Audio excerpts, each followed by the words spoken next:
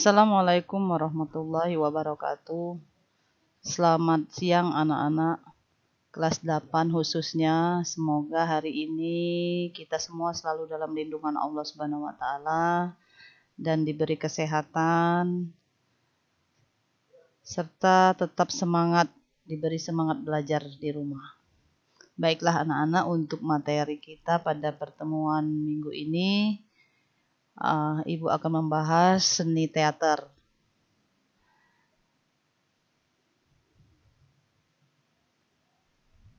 Apa itu seni teater? Bisa kita lihat di layar. Dalam seni teater yang berkembang di Indonesia, dikenal pengelompokan jenis teater berdasarkan ciri-ciri, fungsi, dan bentuk penampilannya. Secara garis besar, pengelompokan teater dibagi menjadi dua istilah, yaitu teater modern dan teater tradisional. Teater modern Indonesia adalah jenis teater yang berkembang saat ini yang dipengaruhi dan menggunakan kaidah estetika dan pola-pola pementasan teater modern barat atau Eropa dan Amerika. Sedangkan teater tradisional adalah jenis teater yang berkembang di berbagai suku bangsa di Indonesia dengan menggunakan kaidah dan pola pementasan yang bersumber dari estetika asli budaya Indonesia. Pada bab ini kita akan menggali apa itu teater tradisional. Baiklah anak-anak, tentunya kalian masih semangat ya di rumah untuk belajar hari ini. A. Karakteristik teater tradisional. Teater tradisional adalah suatu bentuk teater yang lahir, tumbuh, dan berkembang di suatu daerah, dan yang merupakan hasil kreativitas kebersamaan suku bangsa Indonesia. Teater tradisional berakar dari budaya daerah setempat dan dikenal oleh masyarakat lingkungannya. Pertunjukan dilakukan atas dasar tata cara dan pola yang diikuti secara tradisional atau turun-temurun dari pengalaman pentas generasi tua atau pendahulu, atau dilanjutkan ke generasi muda atau generasi penerus, dan mengikut sertakan kepada pakem yang sudah ada. Pementasan teater tradisional dilakukan di alam terbuka, di pendopo yang penontonnya dari berbagai sisi yang terbuka. Teater tradisional diklasifikasikan menjadi 3 macam, yaitu 1. Teater rakyat.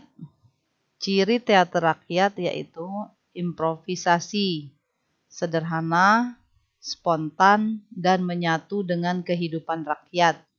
Contoh-contoh teater rakyat diantaranya Mak Yong dan Mendu dari daerah Riau dan Kalimantan Barat. Kemudian Randai dan Bakabah dari Sumatera Barat. Selanjutnya Mamanda dan Bapangdung dari Kalimantan Selatan. Kemudian Arja, Topeng Prembon, dan Cepung dari Bali. Dan ada juga Ubruk, Banjet, Longser, Topeng Cirebon, Tarling, dan Ketuk Tilu dari Jawa Barat. Ada lagi Ketoprak, Serandul, Jemblung, Gatoloko dari Jawa Tengah. Kemudian Kentrung, Ludruk, Ketoprak, Topeng Malang, Reok, dan Jemblung dari Jawa Timur. Ada lagi Cekepung dari Lombok, Dulmuluk dan Sumatera Selatan, dan dari Sindrili dari Jawa Selatan, Sulawesi Selatan, maaf. Dari Sulawesi Selatan. Selanjutnya lenong, blantek, dan topeng Betawi dari Jakarta. Nah, itu salah satu contoh teater tradisional. Sedangkan teater klasik lahir dan berkembang dari lingkungan keraton.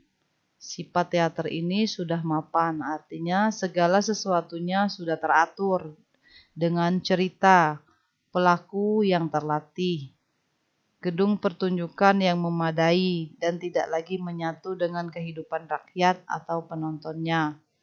Lahirnya jenis teater ini dari pusat kerajaan. Karena lahir dan berkembang dari lingkungan keraton yang sangat menjunjung tinggi tata krama, maka sifat teater klasik bersifat feodalistik. Contoh teater klasik ini yaitu wayang kulit, wayang orang, wayang golek. Unsur cerita dalam teater klasik bersifat statis, tetapi memiliki daya tarik. Diperlukan kreativitas seorang dalang atau pelaku teater klasik untuk dapat menghidupkan lakon dalam pertunjukan. Kemudian yang ketiga, teater transisi. Teater transisi merupakan teater yang bersumber dari teater tradisional, tetapi gaya penyajiannya sudah dipengaruhi oleh teater barat. Contoh teater transisi yaitu A. Komedi Istanbul, B. Sandiwara Dardanella, C. Sandiwara Sri Mulat, D. Sandiwara Miss Cicih. Nah, itu salah satu contoh teater transisi. Kegiatan berteater dalam kehidupan masyarakat dan budaya Indonesia bukan merupakan sesuatu yang asing, bahkan sudah menjadi bagian yang tidak terpisahkan. Kegiatan teater dapat kita lihat dalam peristiwa-peristiwa ritual keagamaan, tingkat-tingkat hidup, siklus hidup atau kelahiran, pertumbuhan, dan kematian, juga sebagai hiburan. Setiap daerah mempunyai keunikan dan kekhasan dalam tata cara penyampaiannya. Sebagian besar daerah di Indonesia mempunyai kegiatan berteater yang tumbuh dan berkembang secara turun-temurun. Kegiatan ini masih bertahan sesuai dengan kebutuhan masyarakat yang erat hubungannya dengan budaya agraris atau bertani, yang tidak lepas dari unsur-unsur ritual kesuburan, siklus kehidupan maupun hiburan. Misalnya, untuk memulai menanam padi harus diadakan upacara khusus untuk meminta bantuan leluhur agar padi yang ditanam subur, berkah, dan terjaga dari berbagai gangguan. Ketika panen, sebagai ucapan terima kasih, maka dilaksanakan upacara panen. Peringatan tingkat-tingkat hidup seseorang atau kelahiran, khitanan, naik pangkat dalam status dan kematian.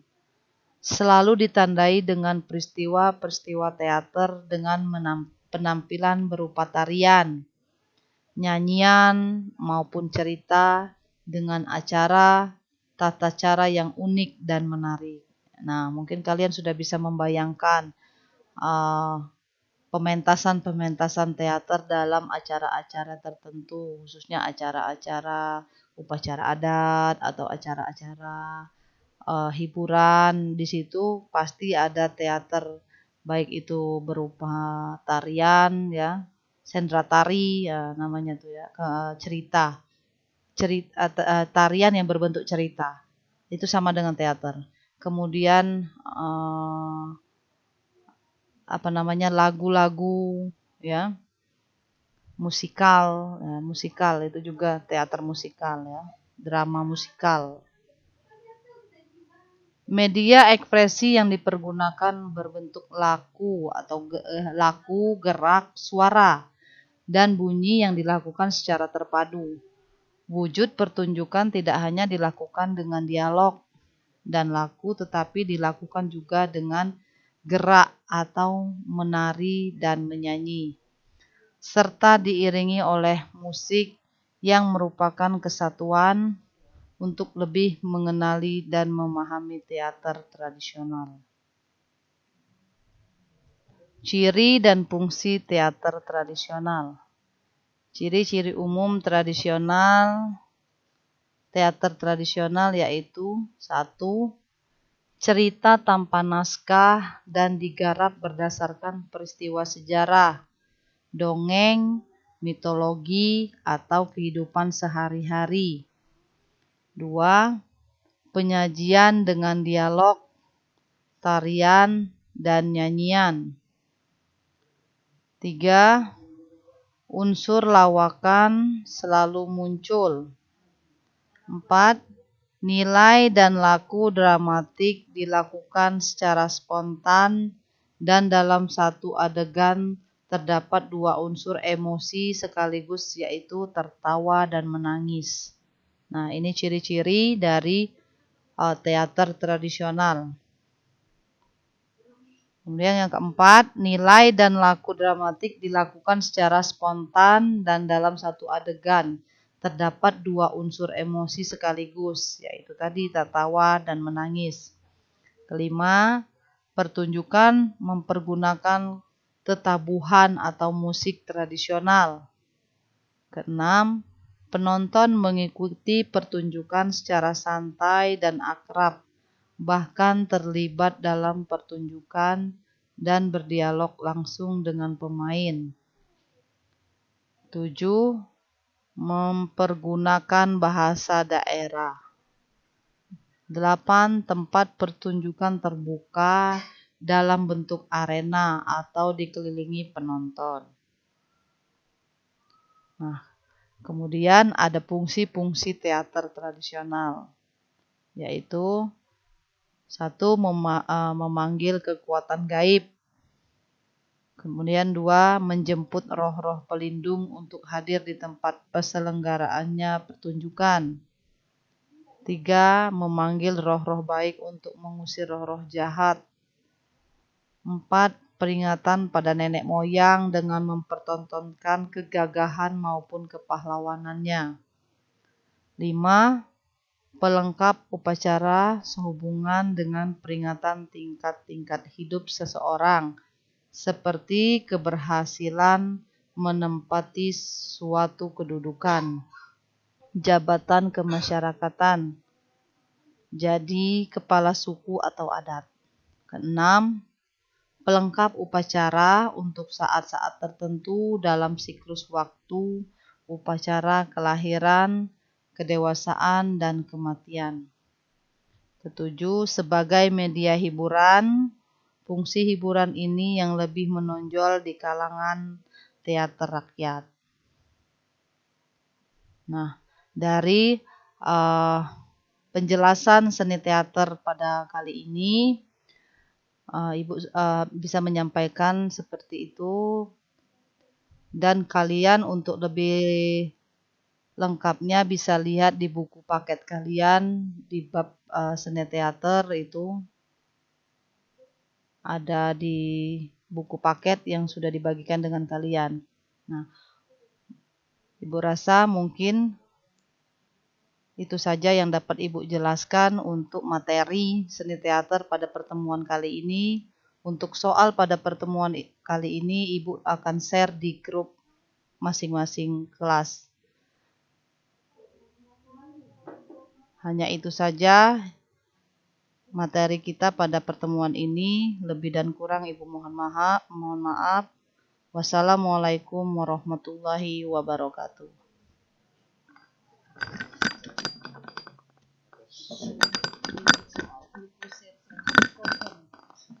Nanya dia kan?